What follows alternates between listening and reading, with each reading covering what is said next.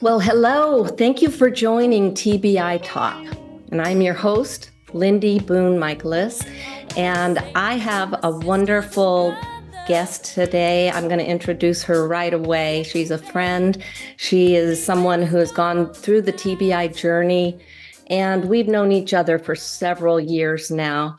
An incredible woman, and I just am so excited to share her story. So I'm going to introduce her right off the bat. This is my friend Diana Palumbo. Hi, Lindy.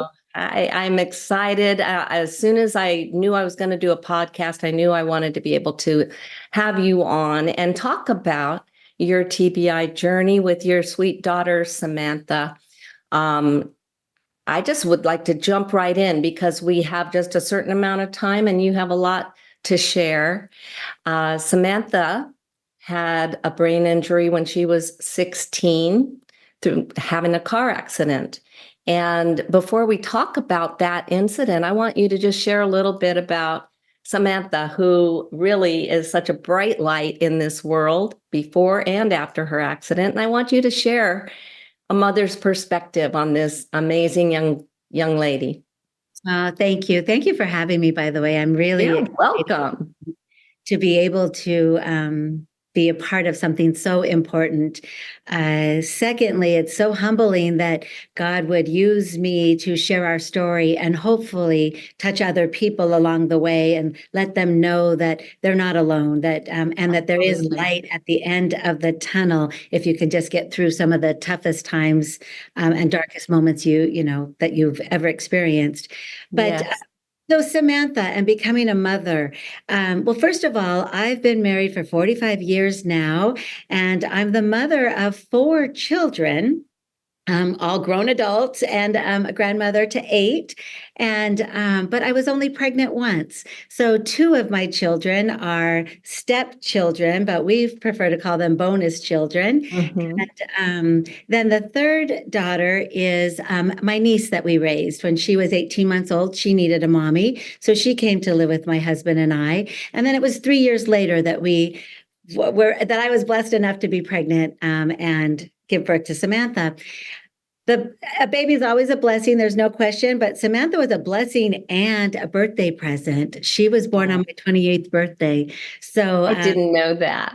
How special. Extra special. And we've always shared. I've tried to give her my birthdays, actually, but she keeps pushing them right back. No, together, we celebrate together all the time. Mm-hmm. So she was just truly the most amazing thing that had ever happened to me. I thought pregnancy was incredible. I loved being a mom in a bunch of different ways from different perspectives, as a special aunt that was actually in the role of being a mother to my niece, and as a stepmom to my beautiful stepdaughter and son.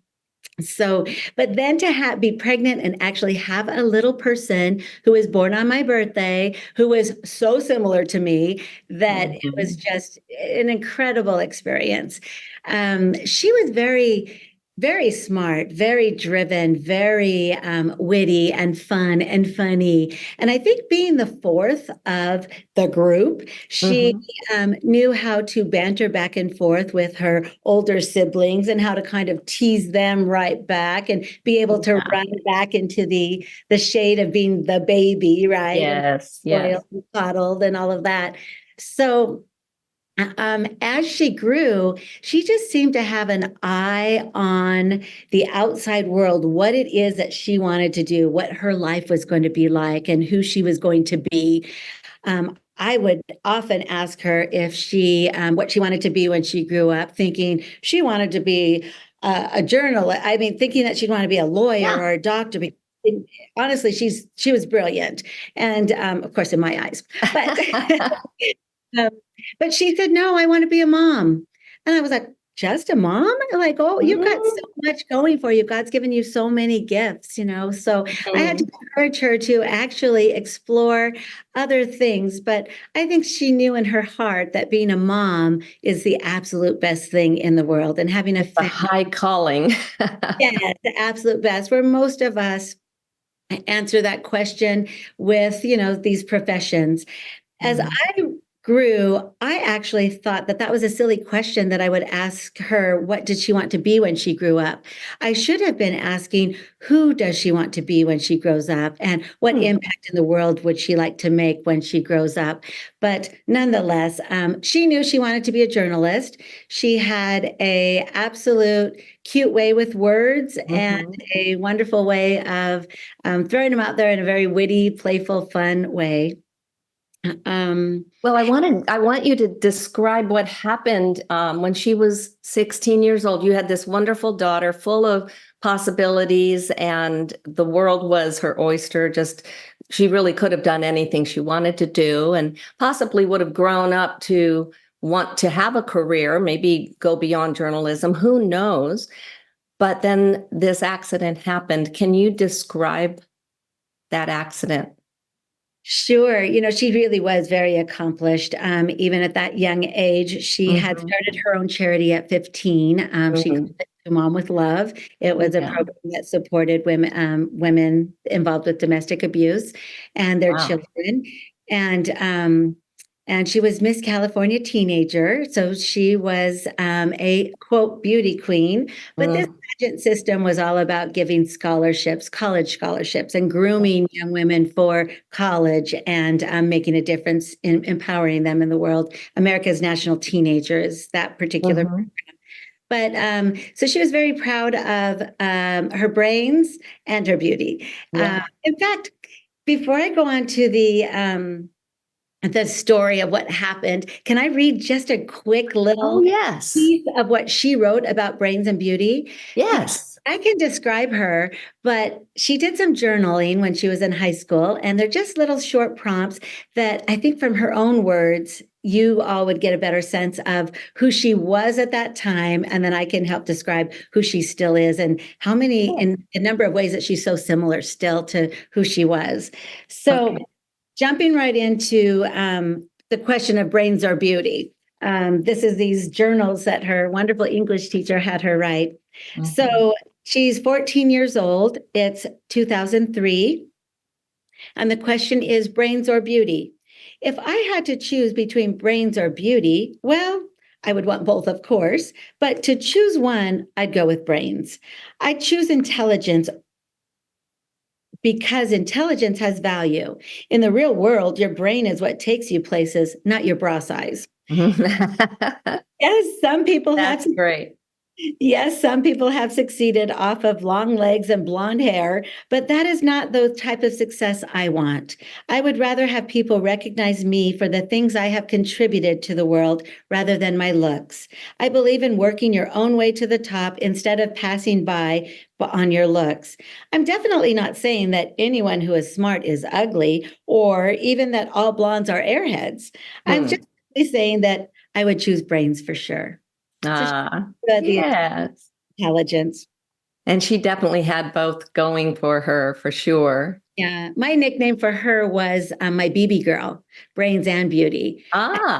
Then people would, as they do with young girls, oh, you're so pretty. Oh, she's so pretty. Oh, she's so pretty. I would always feel the need to counteract that with, and she's smart too. Yes. She had to be in her life too. And she's caring too. Because so often the world wants to label somebody pretty instead of all the other characteristics and traits that make them such a wonderful person and a whole person. Right. That's right. Well, we have about 2 minutes. Can you just describe in a brief 2 minutes the accident that happened? Yes. She was driving along a 2-lane road in our neighborhood, San Dimas, that had a log fencing installed alongside the road. And for some reason, she swerved and hit that log fencing. And one of the poles came through the windshield and hit her directly in the head. It was a direct blow to her forehead.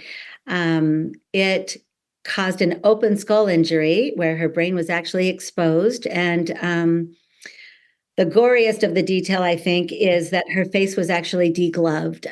So it was a terrible, devastating insult to her brain. But the fact that it was an open skull injury is what allowed her to live through those crucial moments, because her brain had a place to swell outside of her skull.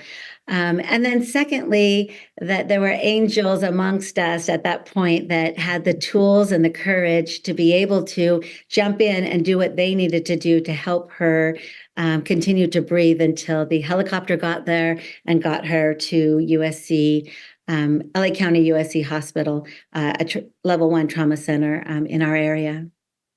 So this is just the beginning of the story. I'm going to pick this up in a moment, but that is just one of the more dramatic brain injury stories that I've heard. And this is your sweet, precious beauty queen. Yeah. So when we come back, I want to get your reaction as a mom when you heard about what had happened to Samantha, and we'll take it from there. So please stay with us. There's a lot more for us to share, and I think you're going to be really glad to hear the whole story. We'll be back.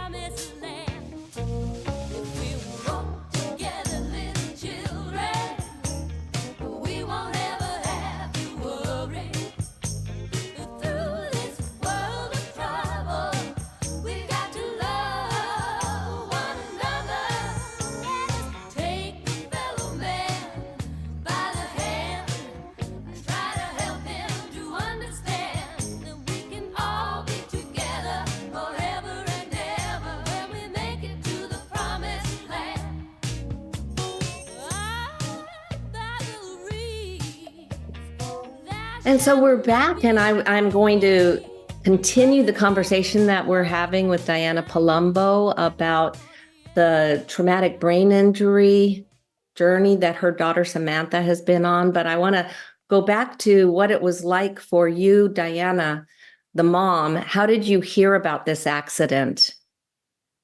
We were actually at home having a family dinner. It was a Friday evening, and we got a phone call. And oftentimes people say that it's the phone call that is a parent's worst nightmare. But I learned in that phone call that Samantha hadn't made it to her boyfriend's house, which is where she was going to catch up with a group of friends. I learned it from him that there had been an accident. And so, of course, we rushed out of that house. There's adrenaline that just flies through your body. But I didn't see that as the worst nightmare. It's interesting how I've always had a different perspective of some words. And when people say it's the parent's worst nightmare, I couldn't even imagine that she was really hurt that badly. So it was, I thought, a broken leg, a broken arm, okay, an accident, but we were still flying to get there. There's no question, adrenaline kicks in. And so they stopped us there. They didn't let us get up to the accident scene. She was already in a helicopter being life flighted to LA County USC Hospital. And we were told that we just had to wait on the side of the road there until the helicopter pilot told them which trauma center they were being directed to, because it's only once they get in the air that they know where they're going, depending on the level of it. The level of injury. So we, of course, sped to LA County. We're in the fast lane, and fortunately, there's a bus right in front of us. It's actually slowing down, keeping us at a safer pace. We run into the doors of LA County Hospital and come to another complete stop for a line of people going through security, because it's known as the urban battlefield there, and everybody has to go through a security check. So we're still racing over to try to find out what happened. Along the way, though, I did call my sister, and I told her to call Mom and call the pastor of my church and let them know that we need prayer. And I knew we needed prayer once we got there through that security line. And there was a concierge, if you will, a social worker that was there waiting for us, directing us to this small room, Mr. and Mrs. Palumbo, right this way. And that was my first indication that, wait a minute, something's wrong. You don't get that kind of personalized service in a large county hospital like this. Yeah. So we were put in a small room, which actually I felt like became my coffin. A piece of me died in that little room when they let me know that she was stabilized and it was grim and that she wasn't likely to make it through the night. Mm. And it was stunning. And I actually just ran out of the bedroom. That there was that room. There was so much fear in my body that it was making me physically needing to throw up, actually. So I ran to the bathroom and was over the toilet, and it was disgusting, but it was fear. It was just absolute fear. But again, Lindy, it's still that part, as I look back, wasn't the worst nightmare. The worst night, I know. We got through that night. It was 11 or 12 o'clock, and she was stabilized and in ICU. And the first time I saw her was, of course, absolutely devastating. I fell to my knees before I walked in that room, and I just screamed, "You fight, Samantha! You fight!" And I think she heard me. Yeah. Um, In some way, she did hear you. I know she did. And she was already fighting even before. She had such a Sure. strong will to live. She had such a joy for life and an enthusiasm and a love for God, even at that early age. I know she wasn't giving up. She always tried her best at everything. So, Yeah. again, though, the worst nightmare didn't begin until I fully realized that the doctors have done all they can. There's nothing more they can do. And they Right. describe that the brain swelling is much like a bruising. It's a cascading of event that takes place over 3 to 5 days, and it continues to just swell. And there's nothing they could do to stop that swelling. And her brain, That was the hardest thing to hear, that you're at the end of what they could do. exactly. And they were doctors. I had not realized that doctors can't do everything. I honestly thought they could do everything. But when I realized that, when it became the worst nightmare, was the moment that I knew that I had a role in helping her to stay alive. They were doctors. I knew nothing about TBI. I had never even heard of it before. Dr. Ree became very famous. He's a surgeon. He became famous because he saved Gabriella Gifford, the senator that was shot in Tucson. Yes. Amazing story there as well. Yes. So the next morning he came in, and that's when he was on duty. And he said, "I don't know what came over me, but I decided she's not going to die on my watch." And then he looked at my husband and I in the eye, and he said, "We literally reached in the grave and pulled her out. She had lost all of her bodily fluids, all of her pressures, everything." And he said, "I don't know what came over me, but we reached in and pulled her out." And then he went on to say, "And if it was this guy," and he put his arm around my husband, patting him on the back, "we would have had to let him go." And it was that moment, Lindy, that I thought, wait a minute, don't you always do everything humanly possible to save every life that comes your way? And what I learned is that that's not true. They know how to save bodies and people, but they know that sometimes they shouldn't, that they should, but they have to question, should they? Right. They also, you have to factor in the number of people that are there in ICU. Excuse me, I get so worked up over all of this. In ICU at LA County Hospital, they've got other people that are expected to make it that need their time. And she is labeled unexpected. They typically will progress to brain death. They thought she wouldn't make it through the night. So what was it that was going to keep them engaged with my daughter? It wasn't just me pleading. If I got too crazy, they would have thought there's no way I could have handled this. And Dr. Reed told us that in making those decisions, which are one of the worst things that a surgeon has to make, he knew that he could save a life, but he might ruin a whole family. And that most people often, broken down and financially bankrupt through situation like ours with this devastation of an injury.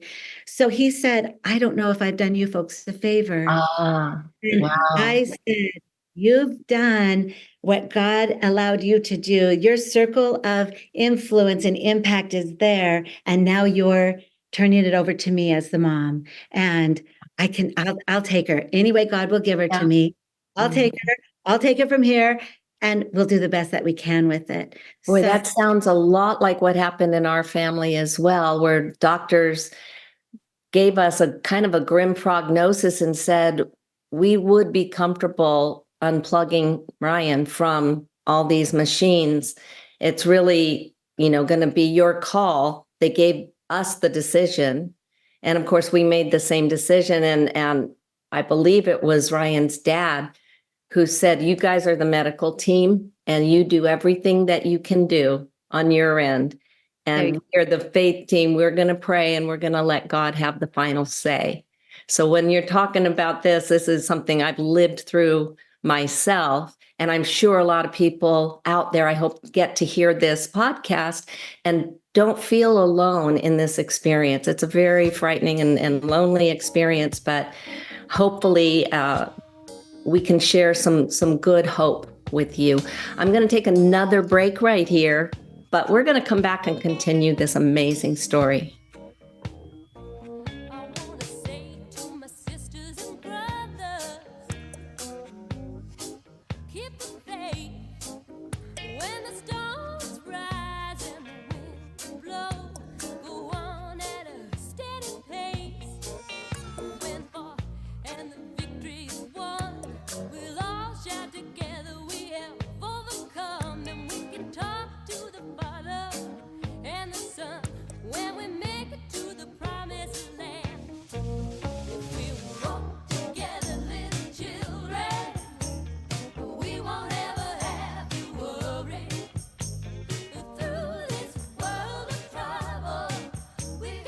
So we're back, and I am with Diana Palumbo. She is sharing an incredible story of a tragedy, but also the way through.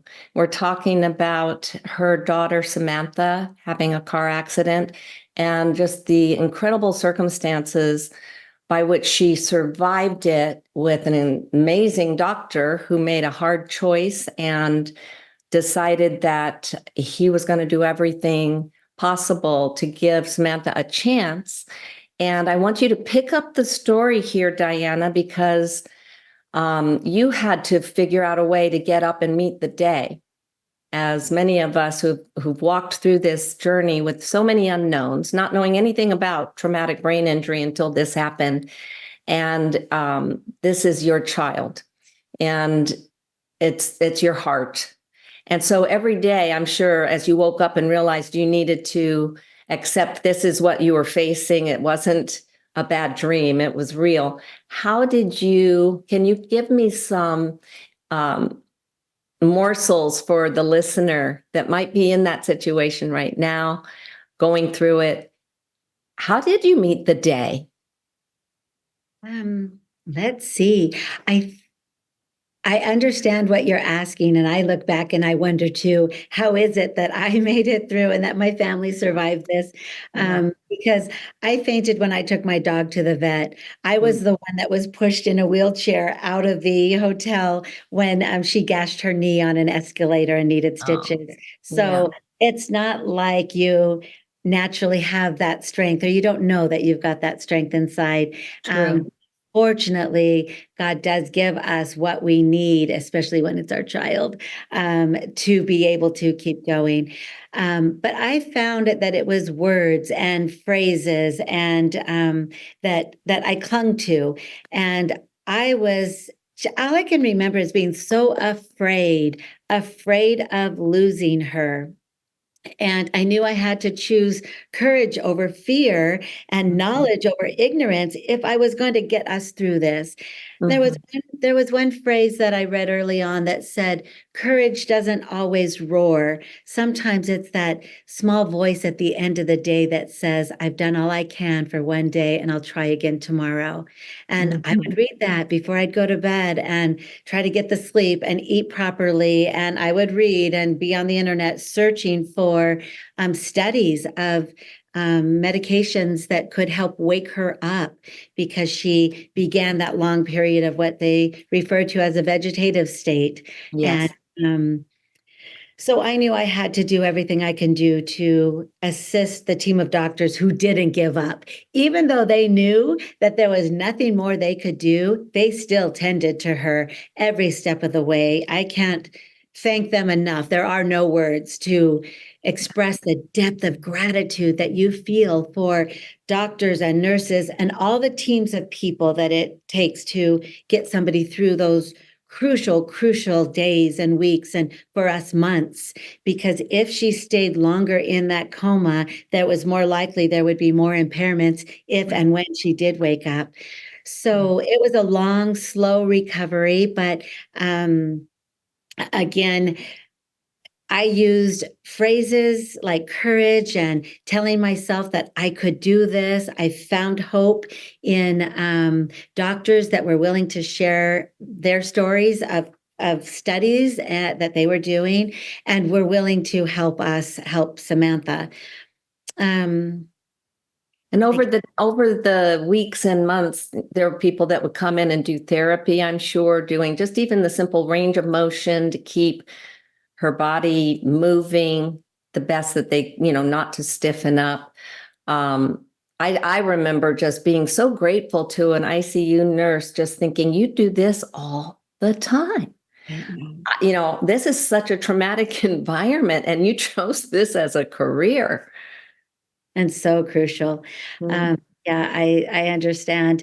It's funny though, I wanted so much more than just range of motion and movement. And 3 hours a day of therapy to wake her up. I was like, there's 24 hours in a day. What can we do the other 21?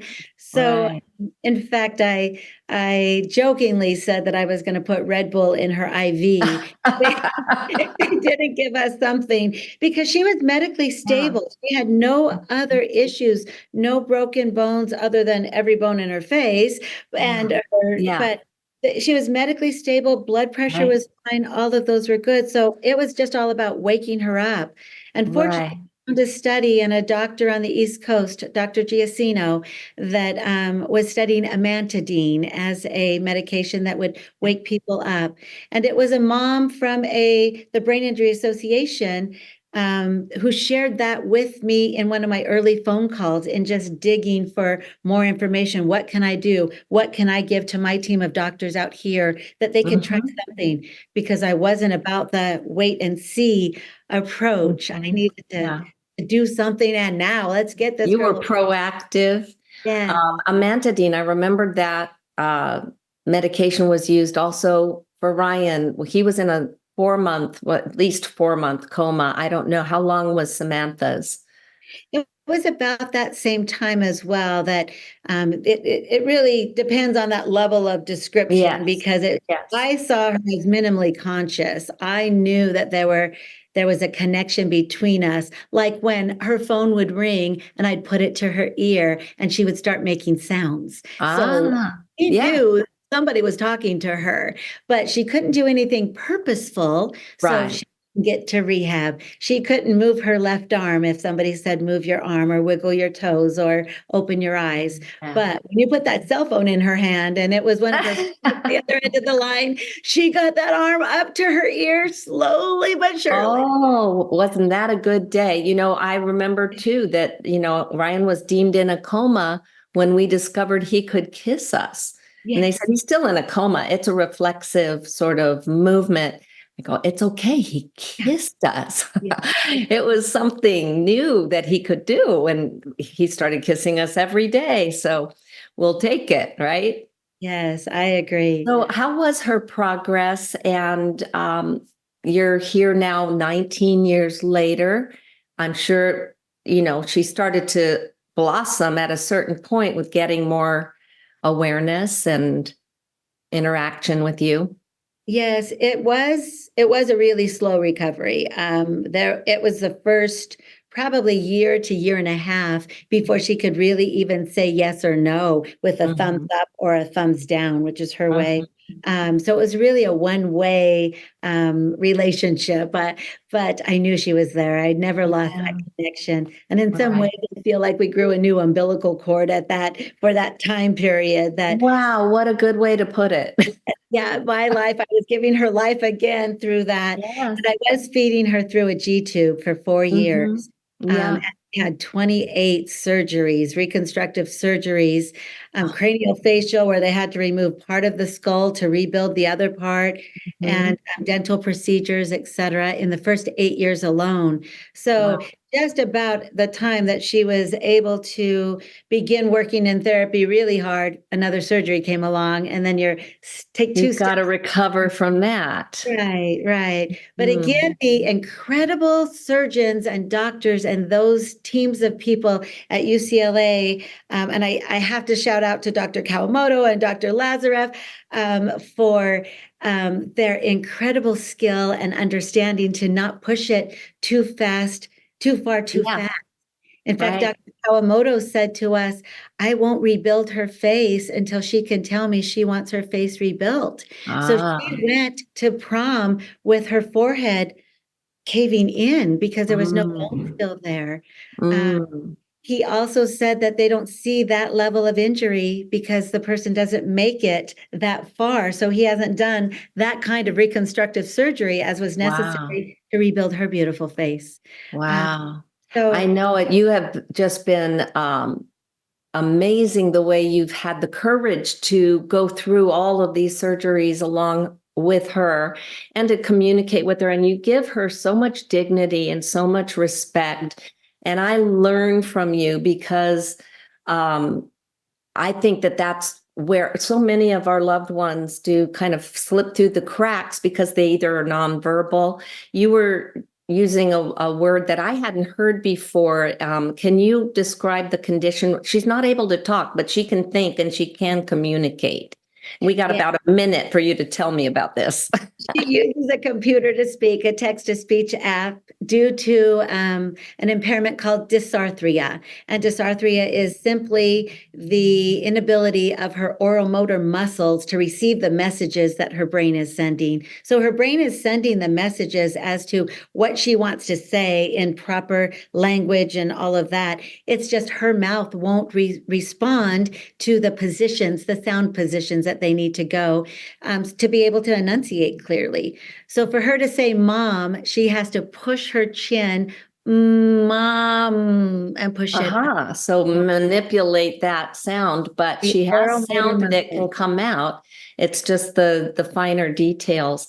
Well, I want to break one more time and come back and talk about this wonderful nonprofit that you have started that I think is the most beautiful outcome of this journey that you guys have been on together. So please stay with us. Come back and hear this amazing hope that has come out of this traumatic brain injury. I wanna say to my sisters and brothers, keep the faith when the storms rise and the winds blow. Go on at a steady pace. When fought and the victory's won, we'll all shout together. We have overcome, and we can talk to the Father and the Son when we meet.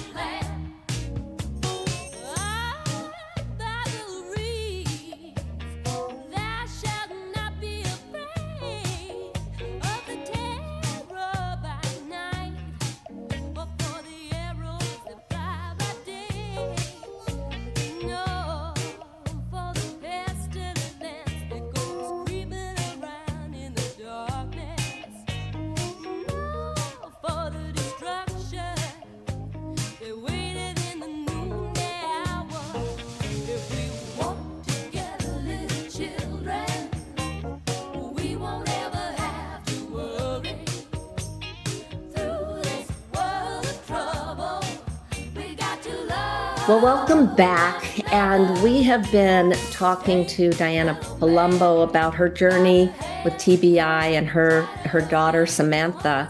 And we've taken you through who she was as a young girl, the accident that occurred, and what it was like from a mom's perspective. But I want Diana to start right in and talk about some of the things that she has done mostly in the last few years. It's been more recently, but as an outgrowth of wanting Samantha to have a quality of life suitable for a young lady, I would like her to start to tell you about C.L.U.B.life. You see the sign behind her, and this is a nonprofit that Diana and others have started, but this is because of Samantha's injury, a lot of lovely things are happening for a lot of people. So tell us about C.L.U.B.life. Okay, thank you. So, I want to start with words, where we've talked about how words can be so confusing. And some people often were saying everything happens for a reason. Well, when they said that to me when Samantha was in a coma, that was the absolute worst thing I could have heard. But I understand. I've changed words around a little bit. Like, we don't call our handicap placard a handicap placard. That's our VIP pass. Yeah. And I'm going to start using that, by the way. And everything happens for a reason, is that you can make a good reason come out of whatever happens. I don't think God intended this to happen for this to come out of it, but I made a good thing come out of it. And so we've made lemonade out of lemons, and now we're sharing it with everybody else as well through a social and recreational program that brings friendship and companionship and understanding and support and dignity and respect and honor to all of these other wonderful people that we've met that have had some sort of traumatic brain injury or impairments from a stroke. Or an acquired brain injury like stroke. So C.L.U.B.life meets on a weekly basis so that we can really bond with each other through fun and friendship and laughter and activity. And it's structured in a way that we get together in person and play games, kind of like a game night, but we do it in the afternoon, Friday afternoon. Friday. Friday. It's it. Friday. I tell you, we play with words all the time, Lindy. Yeah. And then the other 2 Fridays out of the month, we are out in the community doing various things that for sometimes it's just everyday life, going to a museum, going out to lunch, at a restaurant, doing a ceramics class, a cooking class, which, by the way, we were so thrilled to have you and Ryan join us when we were making pretzels. Making pretzels, yeah. And then seeing everybody there with a family member or a caregiver helping them if they needed help. But it was going out into the community, doing something just for fun like you normally do. But people with brain injury often don't get included in those things.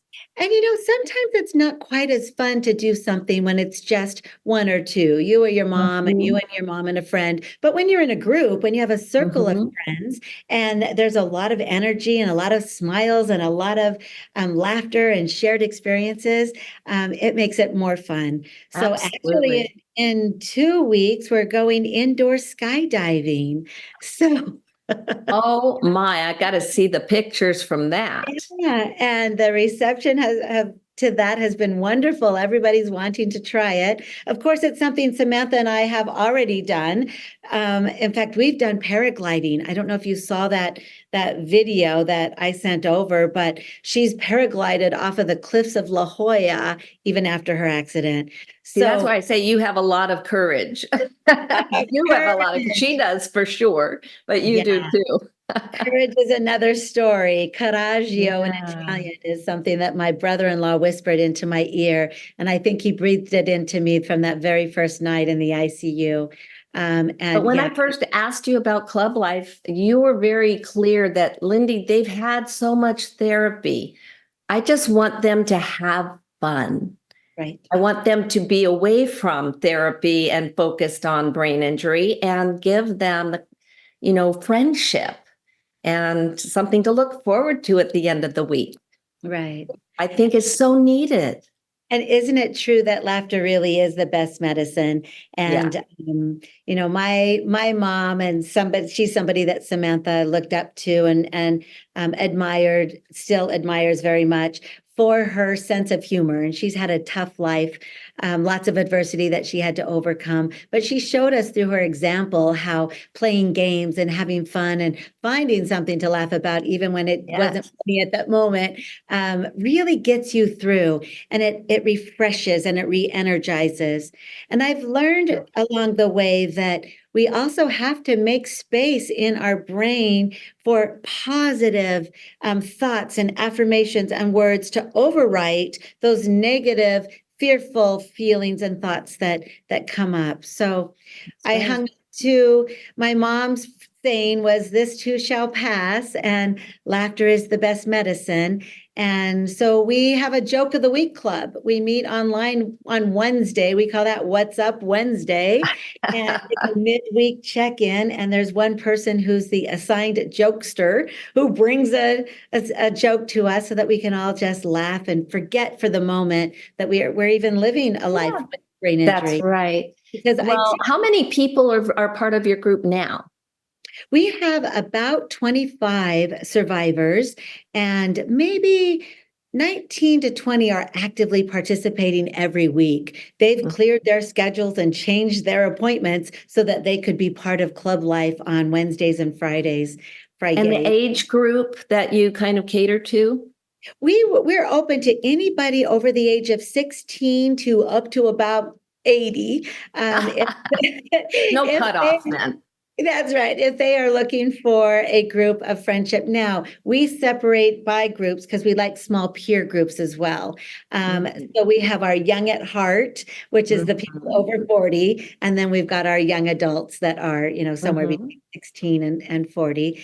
But often we mix and mingle and we learn and really draw from everybody. I think you mixed it up at the pretzel one that I went to. I saw all ages. Yeah. And and I've seen examples of you're very creative coming up with ideas. I know you have some helpers, but you come up with a variety of things, maybe take them to a college play or a local venue. So it's a lot of different things that I think is, it's just wonderful. And I hope it catches on that you find a way to duplicate this in other areas.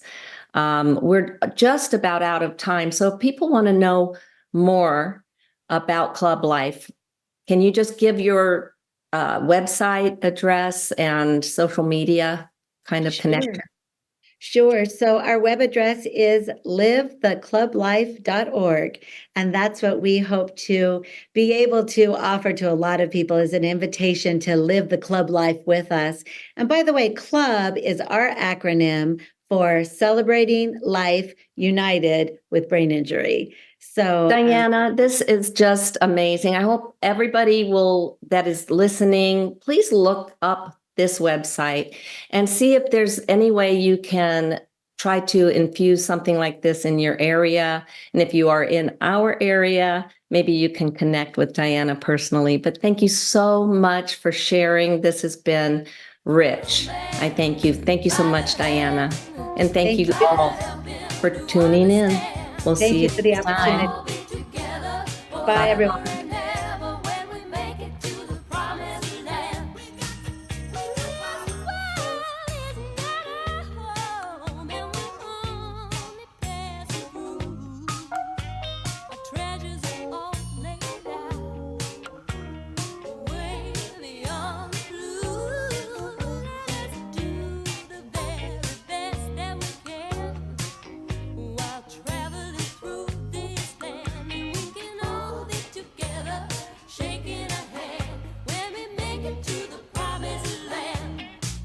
If we